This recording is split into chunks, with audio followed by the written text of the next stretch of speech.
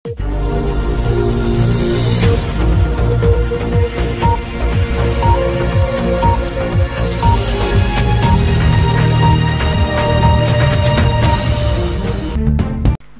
মধ্যরাত থেকে সকাল পর্যন্ত ইসরায়েলি বাহিনীর হামলায় নিহত অন্তত 18। নিহতের সংখ্যা বাড়ছে প্রতিদিনই।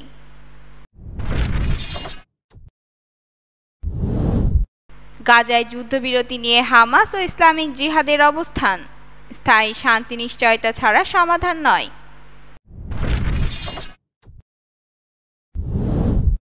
ইসরায়েলি সন্ত্রাস ও নির্যাতনে অতিষ্ঠ হয়ে পশ্চিম তীর ছাড়ছে ফিলিস্তিনি বেদুইন পরিবার।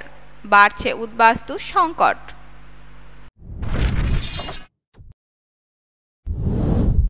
সর্বশেষ থাকছে ইসরায়েলের বিরুদ্ধে গাজায় গণহত্যা চালাতে ভাড়াটে সেনা মোতায়েনের অভিযোগ। এতক্ষণ শুনলেন আন্তর্জাতিক সংবাদ শিরোনাম, এবারে থাকছে বিস্তারিত। গাজায় মধ্যরাত থেকে সকাল পর্যন্ত ইসরায়েলি বাহিনীর হামলায় নিহত অন্তত 18। নিহতের সংখ্যা বাড়ছে প্রতিদিনই। গাজা উপত্যকায় আবারও রক্তপাত।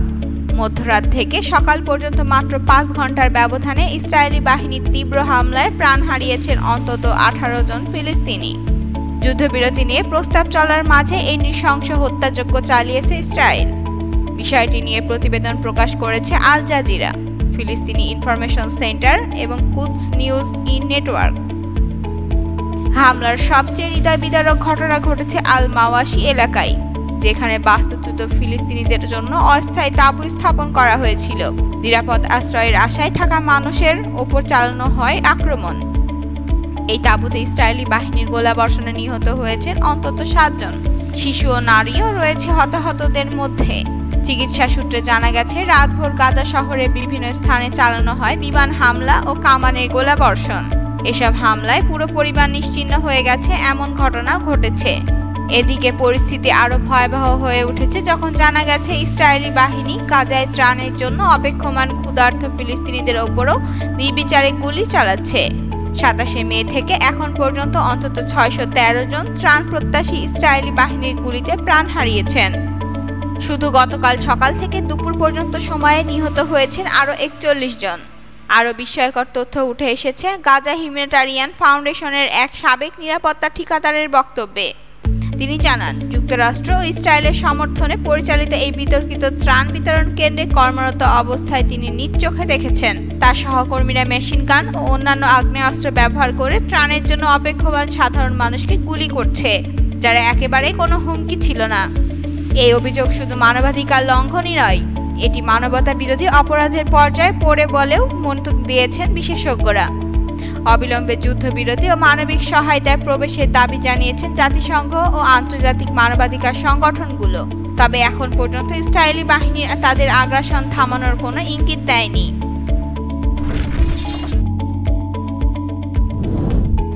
গাজায় যুদ্ধবিরতি নিয়ে হামাস ও ইসলামিক জিহাদের অবস্থান। স্থায়ী শান্তি নিশ্চয়তা ছাড়া সমাধান নয়। গাজা ধ্বংসস্তূপের মধ্যেই চলছে যুদ্ধবিরতির আলোচনা, নানা প্রস্তাব ও পাল্টাপাল্টি জবাব। ফিলিস্তিনের স্বাধীনতাকামী সংগঠন হামাস এবং তাদের মিত্র গোষ্ঠী সাংবাদিক ইসলামিক জিহাদ উভয়ে সম্প্রতি মধ্যস্থতাকারী দেশগুলোর যুদ্ধবিরতির প্রস্তাব নিয়ে মন্তব্য করেছে। যদিও তারা আলোচনায় আগ্রহ প্রকাশ করেছে, তবে একই সঙ্গে স্থায়ী যুদ্ধবিরতি নিশ্চয়তা দাবি করেছে। শনিবার ইসলামিক জিহাদ এক বিবৃতিতে জানিয়েছে, গাজায় যুদ্ধ বন্ধে আলোচনা ফলপ্রসূ হতে হলে ইসরায়েলকে অবশ্যই স্পষ্ট প্রতিশ্রুতি দিতে হবে যে বন্দি বিনিময়ের পর তারা পুনরায় হামলা চালাবে না। সংগঠনটির ভাষায়, আমরা হামাসকে মধ্যস্থতাকারীদের প্রস্তাব বাস্তবায়নের একটি সুস্পষ্ট কাঠামো উপস্থাপন করেছি। একই সঙ্গে আমরা এমন অতিরিক্ত গ্যারান্টি চাই যা নিশ্চিত করবে ইসরায়েল আরও কখনো চুক্তি লঙ্ঘন করে আগ্রাসনে ফিরে যাবে না। এদিকে যুক্তরাষ্ট্রের প্রেসিডেন্ট ডোনাল্ড ট্রাম্পের যুদ্ধবিরতির প্রস্তাবের প্রতি ইতিবাচক মনোভাব প্রকাশ করেছে হামাস। গতকাল শুক্রবার হামাস আনুষ্ঠানিকভাবে জানায় তারা মার্কিন মধ্যস্থতায় গাজায় একটি যুদ্ধবিরতির খসড়া প্রস্তাব পেয়েছে এবং তা নিয়ে তারা আলোচনায় বসতে প্রস্তুত। এই প্রস্তাবে মূলত কয়েকটি গুরুত্বপূর্ণ বিষয়ের ওপর জোর দেওয়া হয়েছে, যেমন জিম্মিদের মুক্তি, যুদ্ধ বন্ধ, মানবিক সহায়তার প্রবাহ নিশ্চিতকরণ এবং দীর্ঘমেয়াদী শান্তির রূপরেখা। হামাসের এক শীর্ষ কর্মকর্তা বলেন, আমরা ইতিমধ্যে কাতার ও মিশরকে আমাদের আনুষ্ঠানিক প্রতিক্রিয়া জানিয়েছি। এটি চুক্তি অর্জনের পথে একটি গঠনমূলক পদক্ষেপ হবে বলে আমরা বিশ্বাস করি। তিনি আরও বলেন, আমরা এমন একটি সমাধান চাই যা শুধু সাময়িক যুদ্ধবিরতি নয়, বরং গাজাবাসীর জন্য দীর্ঘমেয়াদী নিরাপত্তা, খাদ্য ও চিকিৎসা ও মানবাধিকার নিশ্চিত করে। উল্লেখ্য, বর্তমানে যুদ্ধবিরতি নিয়ে আলোচনা চালিয়ে যাচ্ছে মিশর, কাতার এবং যুক্তরাষ্ট্র। তবে যে কোনো সমঝোতা বাস্তবায়নের আগে উভয় পক্ষ নিজেদের অবস্থান থেকে কঠোর শর্ত উপস্থাপন করছে, যা আলোচনাকে আরও জটিল করে তুলেছে। বিশ্লেষকরা বলেছেন, স্থায়ী শান্তি ও মানবিক সংকট নিরসনের লক্ষ্যে এই আলোচনাগুলো গুরুত্বপূর্ণ হলেও বাস্তবায়নের জন্য আন্তর্জাতিক সম্প্রদায়ের শক্তিশালী ও নিরপেক্ষ ভূমিকা অপরিহার্য।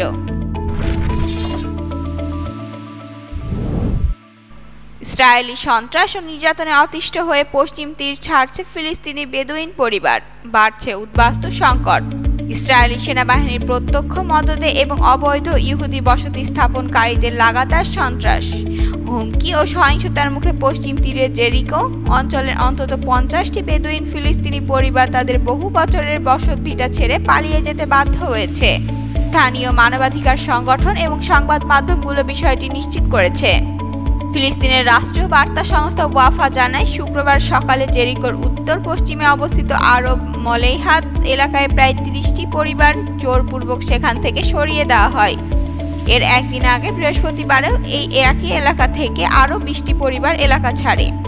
এই বেদুইন সম্প্রদায়ের অধিকার রক্ষায় কাজ করা সংস্থা Al Baidar organization for the defence of Bedouin rights জানিয়েছে, উচ্ছেদের পূর্বে সেখানে প্রায় 85টি পরিবার, প্রায় 500 মানুষের বসবাস ছিল।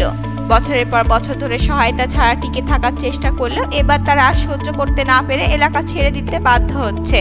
স্থানীয় নারী আলিয়া মালেহাত ওয়াফাকে দেওয়া সাক্ষাৎকারে জানায়, সশস্ত্র ইহুদি বসতি স্থাপনকারীরা আমাদের বন্দুক দেখিয়ে এলাকা ছেড়ে যেতে বাধ্য করেছে।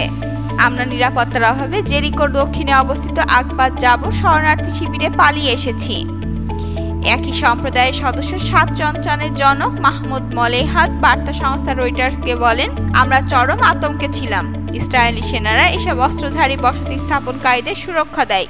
তারা আমাদের ওপরে হামলা চালালেও আমরা কিছুই করতে পারি না, তাই পরিবার নিয়ে চলে যাওয়াটাই নিরাপদ মনে হয়েছে। ইসরায়েলি মানবাধিকার সংগঠন বেতসেলেম জানিয়েছেন, জেরিকোর কাছে মুরা আজাদ এলাকায় মলেইহাত সম্প্রদায়ের ওপর বসতি স্থাপনকারীদের বহু সহিংসতার প্রমাণ তারা নথিভুক্ত করেছে।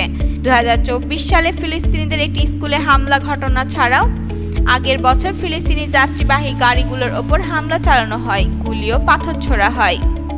তিনি আরও বলেন, আমরা আমাদের সন্তানদের নিরাপদে রাখতে চাই, কিন্তু এই ভূমিতে শান্তিপূর্ণভাবে বেঁচে থাকার অধিকার পর্যন্ত আমাদের দেওয়া হচ্ছে না।